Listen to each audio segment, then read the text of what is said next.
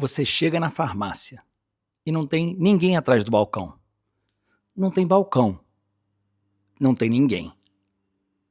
A Kill, uma startup nos Estados Unidos, promete entregar uma solução de farmácia totalmente robotizada, automatizada e pronta para te entregar a sua medicação em até 60 segundos, e já tem casos semelhantes nos Estados Unidos que foram usados para resolver acesso a medicamentos em áreas mais remotas. A dúvida que fica é: será que no Brasil uma solução como essa não poderia ajudar na nossa questão de acesso e de sustentabilidade, já que temos um país de dimensões continentais e com tantas dificuldades? É isso que nós vamos tentar responder ao longo desse vídeo.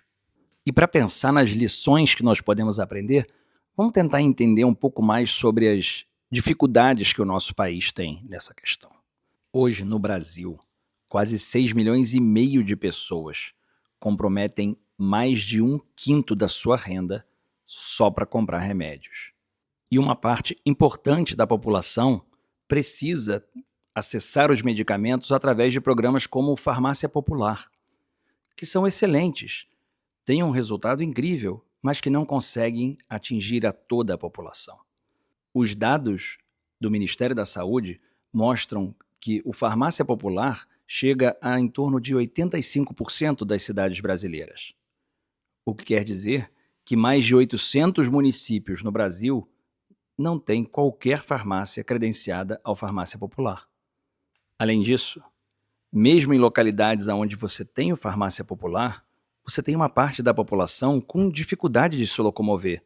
Pessoas de mais idade, com mais dificuldade nessa mobilidade, nem sempre possuem algum membro familiar que possa ir ajudá-los nessa busca.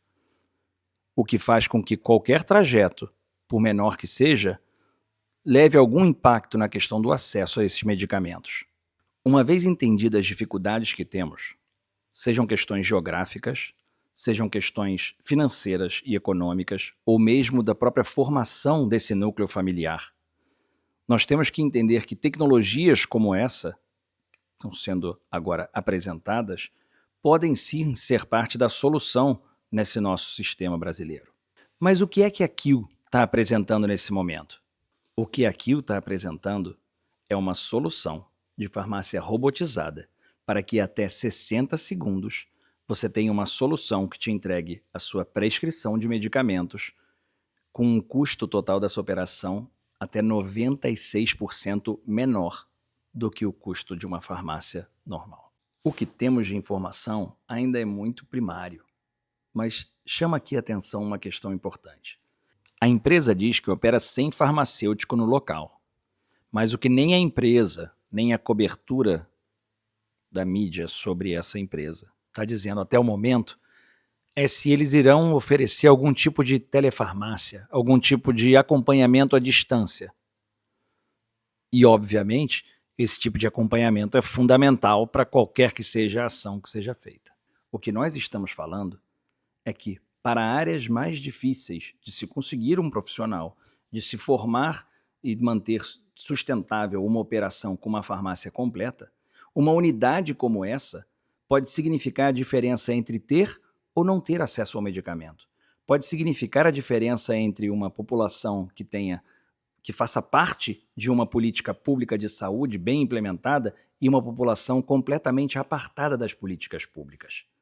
É esse tipo de lição que nós precisamos acompanhar de perto e avaliar a melhor maneira de adequarmos para a nossa realidade. E aqui tem um outro ponto importante. A manchete vende a ideia de que é robô versus farmacêutico, mas não é essa a ideia. O modelo que já foi medido continua tendo farmacêutico, ele só não está presente naquela localidade. Não é uma falta de assistência ou a substituição da assistência pela simples presença do robô. O que existe medido hoje é a participação do farmacêutico não estando fisicamente naquela localidade. Em 2001, a Dakota do Norte aprovou telefarmácia para enfrentar um desafio que nós temos aqui também, que era não ter acesso a pontos de farmácia em áreas rurais, em áreas que não tinham uma densidade populacional suficiente para manter sustentável uma operação de uma farmácia convencional. Em 2023, saiu um estudo comparando a assistência farmacêutica entre os estados que haviam aprovado telefarmácia e estados que não haviam aprovado telefarmácia nos Estados Unidos. Foi um estudo observacional de política pública, então ele não queria comprovar causa ou razão de nada. Ele encontrou 3 coisas. Número 1, a parte da população que vivia sem acesso à assistência farmacêutica diminuiu nos estados que aceitaram a telefarmácia. A segunda é de que quando uma região abre uma telefarmácia, ela deixa de ser um deserto de assistência muito mais frequentemente do que quando abre-se uma farmácia normal.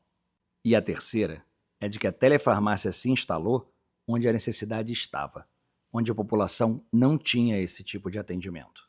Então nós temos que pensar nesse ciclo de transição e transformação digital que nós estamos vivendo, de que maneira nós devemos tratar regulamentação, legislação para cobertura farmacêutica, quando nós temos áreas sem qualquer cobertura farmacêutica.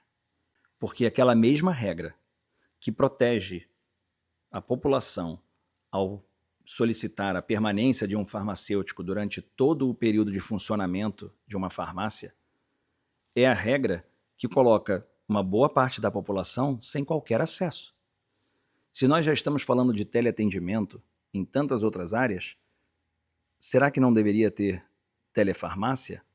De que forma a telefarmácia pode ser um componente importante para a gente ampliar o acesso de medidas e modelos que permitam, por exemplo, a farmácia popular chegar nos outros mais de 800 municípios que hoje não contam com ela?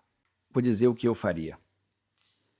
Se eu tivesse a caneta na mão, muitas canetas pelo jeito, porque isso não é uma instância só que decide, mas se eu tivesse a caneta na mão, eu gostaria do seguinte: eu gostaria de um modelo onde a gente possa prover acesso ao medicamento a toda a população.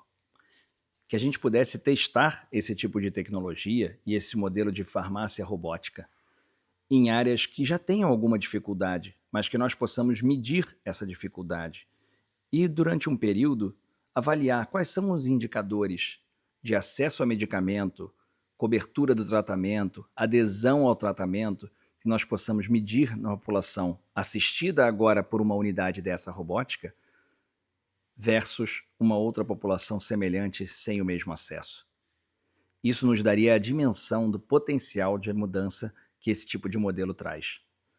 O que nós temos que fazer aqui hoje no Brasil é manter os olhos bem abertos a essas soluções conforme elas vão surgindo, para acompanhar de fato quais são aquelas que podem ser aplicadas aqui e transformar a vida e a saúde de tantas pessoas, e quais são aquelas que realmente precisam de um ajuste e que talvez não caibam ainda na nossa realidade. Se você gosta de conteúdo como esse, se você quer repensar a saúde, se você quer mudar a forma como você gere, transforma e cria soluções em saúde com o uso de IA e tecnologia, siga os nossos canais e se inscreva na nossa newsletter.